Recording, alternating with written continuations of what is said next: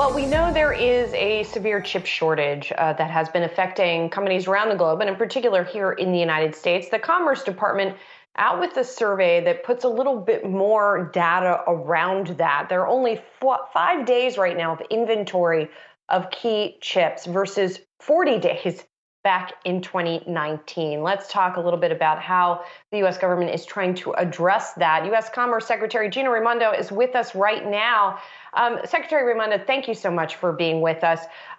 What really stood out to you from the survey that helped you better understand exactly what this problem looks like and how long it's going to last? Thank you and good morning. The survey really confirmed for us in very great detail and in alarming detail what we already knew. We all know, every American knows we're struggling with the chip shortage. It's why you can't get your appliances in on time when you're redoing your house. It's why car prices are so much higher. It's why it's hard to find a new car or used car. The answer is not enough chips. So we all know this. What we learned in this exhaustive study is that the chip demand is up 20% relative to where it was a couple of years ago. And the factories making the chips are producing at their maximum limit. You know, they're at more than 90% capacity. So the only solution is to build more facilities in the United States of America to make chips. And the 5 days of inventory that you referenced, that's an alarming statistic. And what it tells you is that we have no room for error. You know, if there's a storm or a COVID outbreak, which takes a manufacturing facility anywhere in the world in the supply chain offline, that could cause massive disruptions here at home. So it just added a great deal of urgency to getting the CHIPS Act passed in the Congress so we can get to work making more chips in America. Secretary, this morning we spoke with Ford CEO Jim Farley, and we asked him about the chip shortage. We'd love to get your reaction to what he told us about this.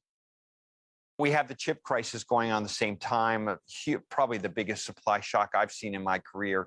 So all of it is happening at the same time. But I think the real encouraging thing is that Ford can develop great products where we do really naturally well.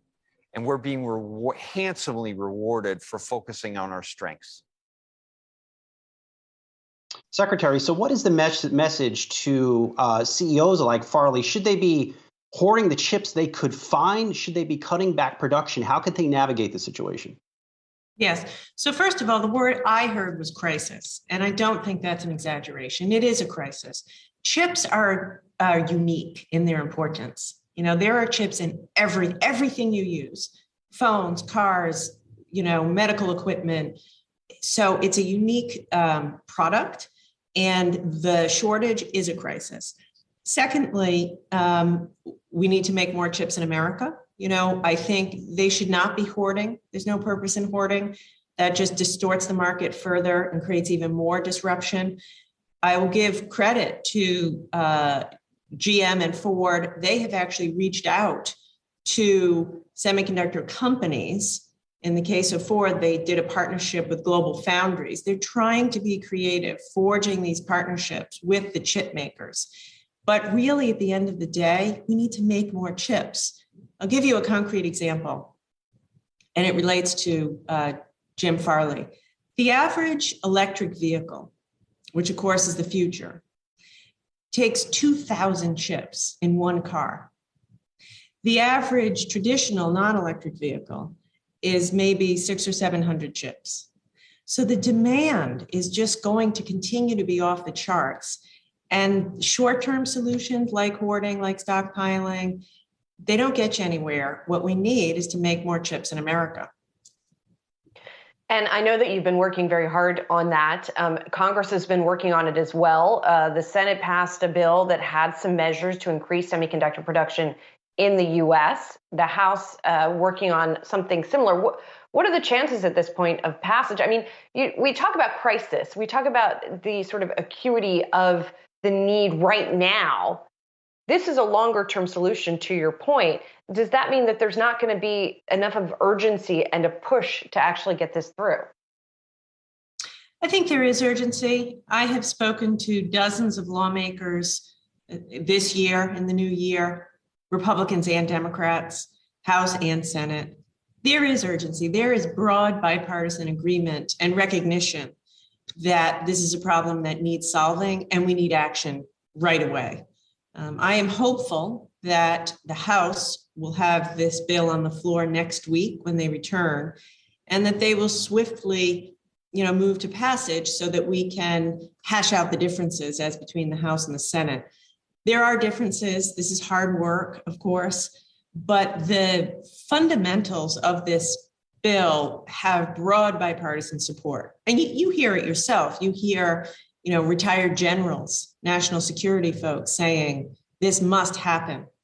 It's untenable that we purchase the vast majority of the most sophisticated chips from Taiwan, from one company in Taiwan. Many generals and leaders in the military have been ringing the alarm bell on that. By the same token, you have CEOs of every major company in America saying their business depends on chips. So this is definitely not a Democrat issue, Republican issue. It reminds me a lot of the bipartisan infrastructure package. Yes, there were differences, but what the sides agree on, I believe, outweighs what they disagree on.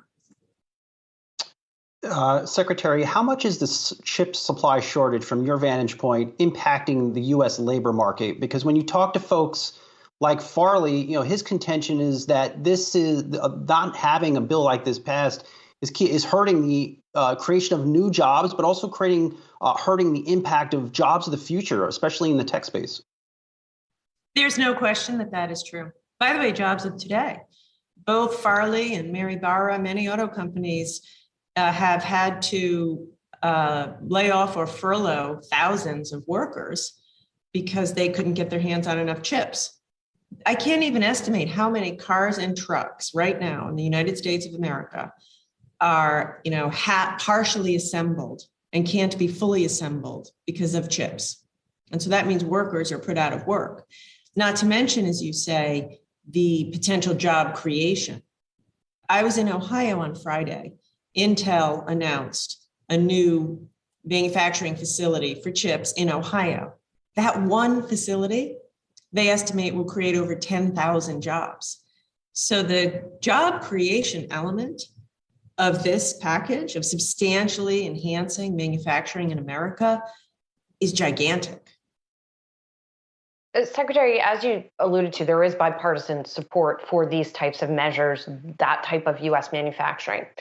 Not as much for the president's Build Back Better package, the next tranche of aid for the economy. And I know a number of CEOs, including Jim Farley, are set to meet at the White House today. I believe you'll be at that meeting as well. What's going to be the message of the administration? And are you hopeful that getting these business leaders on board can also help get, maybe it's a bridge too far to say Republicans on board, but maybe some of the intransigent Democrats on board at least? I hope so. I hope that members of Congress will listen to these business leaders.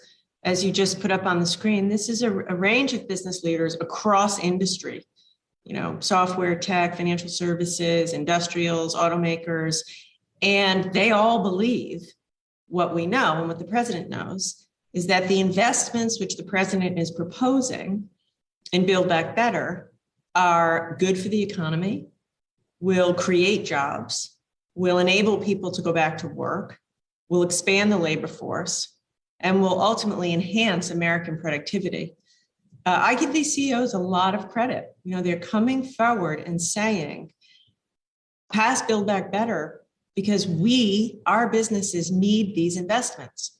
Whether it's investments in childcare so women can work and be productive, or investments in climate, which creates jobs and saves the planet, or investments in job training, which will enable the workforce of the future. These are investments which are good for business and good for workers. And so often I hear Build Back Better miscategorized as a quote unquote social spending bill. Well, you don't often get a dozen or half a dozen leading CEOs behind quote unquote social spending bill. What you're going to hear today is this is good for the economy. So let's get it done. And let's build and enhance the productive capacity of our economy and create jobs while we do it. Secretary Raimondo, and I know you've talked in the past about its help in making the U.S. more competitive as well. So I'm sure that will be part of the discussion. Thanks so much for being here. Good to talk to you. Secretary Gina Raimondo, the U.S. Secretary of Commerce. Thanks so much.